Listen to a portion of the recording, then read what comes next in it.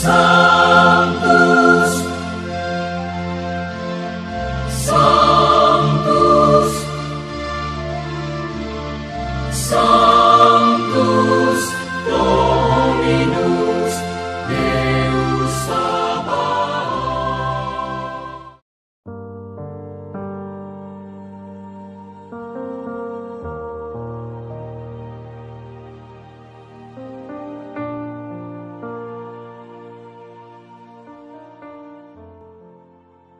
Perbuatan korupsi adalah hal yang tidak perlu ditiru oleh siapapun, yang tidak mencerminkan ajaran Kristus khususnya umat Katolik.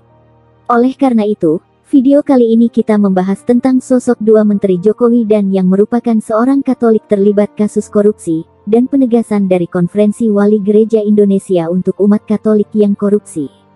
Seruan pastoral Konferensi Wali Gereja Indonesia, mengingatkan umat Katolik akan dampak buruk dan masif dari korupsi.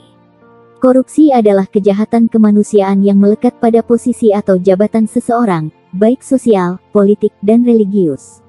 Yohanes Paulus II menyebut korupsi sebagai penghancuran sistem demokrasi yang paling serius, karena korupsi melecehkan dan mengkhianati baik prinsip-prinsip moral maupun norma-norma keadilan sosial. Dampak buruk korupsi amat luas seperti relasi penguasa dan rakyat, melenyapkan kepercayaan publik pada lembaga-lembaga publik, menghilangkan kepercayaan masyarakat terhadap politik atau partai politik, merusak lembaga-lembaga perwakilan rakyat, mengubah sistem representasi menjadi transaksi.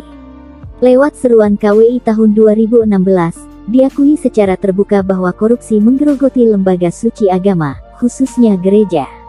Tentu saja praktek buruk itu tidak dapat dibenarkan Gereja Katolik, yang telah menegaskan komitmennya untuk setia menemani masyarakat dan bersama orang-orang berkehendak baik memberantasnya. Gereja Katolik berjalan berdasarkan mandat yang diterimanya dari Kristus Sang Memelihara, agar setiap umat Katolik yang menjadi pemimpin peduli dan mesti berupaya agar sistem sosial, ekonomi dan politik ditata dan diarahkan kepada kepentingan kesejahteraan umum. Surat Pastoral KWI tahun 2016 menjalankan peran dan fungsi termaksud, diharapkan menajamkan kepekaan serta membangun kesadaran moral dalam diri warga masyarakat khususnya umat Katolik, serta semua orang berkehendak baik untuk berperang melawan korupsi dan mengamankan uang publik demi kesejahteraan umum.